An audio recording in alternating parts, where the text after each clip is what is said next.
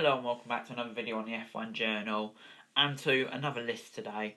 Now I thought I'd have a bit of fun and look at some of the worst F1 drivers in history. None of them current drivers are on the list at the moment. They're all blessed with talent, but not like some of these paid drivers. Let's get into it. Number 10, Alex Yoong, our first paid driver. After relatively little success in Formula 3000, Yoong became the first Malaysian driver to compete in F1 at the 2001 Italian Grand Prix with Minardi. He ended the season with 2 retirements and a 16th place before teaming out with Mark Webber, who totally outclassed him, outqualifying and outracing him every race. Number 9, Marco Apicella. Apicella drove for Jordan in the 1993 Italian Grand Prix. He had driven just 800 metres and was replaced by Emmanuel Naspetti after being dropped after 1 races. Tells you everything you need to know. Number 8, Lucas Bader. It may seem strange that Formula F3000 champion and Ferrari's longest serving test driver is on the list. The Italian made his F1 debut for BMS in 1993 before stints with Minardi. 10 seasons as a Ferrari test driver followed by Felipe Massa. It proved to be a disaster when he got into an F1 car, and he clearly wasn't ready for an F1 drive. Number 7, Taki Ikanui. He was more famous for his comedy accidents in 1995 than his average driving. The first came during the Monaco Grand Prix when he stalled his footwork at the qualifying session.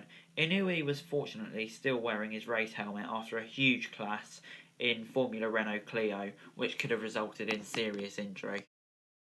6, Yuichi Aide, our second Japanese driver to make it on the list, was the oldest when he was 31 when he took to the F1 grid in 2006. It's arguable he only got the Super Aguri drive to pay off all of their debts to survive. Things went from bad to worse in the first race in Australia after being massively outqualified and then blamed for blocking Rubens Barrichello. He then crashed on the opening lap. Number 5, Adrian Campos. Adrian Campos, known for having more retirements than Michael Jordan. The Spaniard participated in 21 Grand Prix for Minardi and retired an incredible 14 out of 16 races.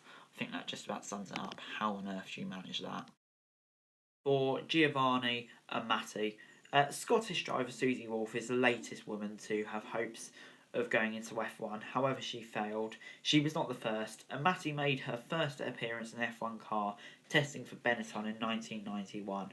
She signed for Brabham in 1992 after the team failed to sign Japanese F3 driver, and her debut in South Africa was a disaster, and it pretty much continued on that route from there on in. 3, Jean-Denis Delatraz. Jean-Denis Delatraz actually raced against Amata in F3 and beat her at Jerez, but his F1 career was just as short and only lasted 3 races.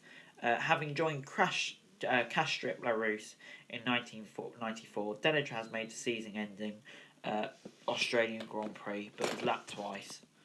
An impressive debut. Number 2, Alpiesi. Canadian Alpiesi was an extremely successful driver in Canada, however that didn't translate into F1.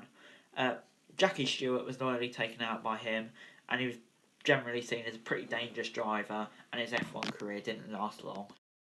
Number 1, Chanoch Nisani. The closest most Formula 1 fans get to their sport is in video games. For success for Israeli bizman Nisani, his dreams became reality when he brought himself a driver, Minardi. Nisani only took racing up as a hobby, and by the age of 38 for his debut, he was well off the pace, spinning into the gravel on multiple occasions.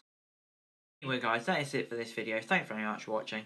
Remember to like, share, subscribe. Let me know what you thought in the comments down below. Remember to follow me on Twitter, link in the description below for F1 news. And subscribe to my other channels on the screen right now. Thanks very much for watching. Peace!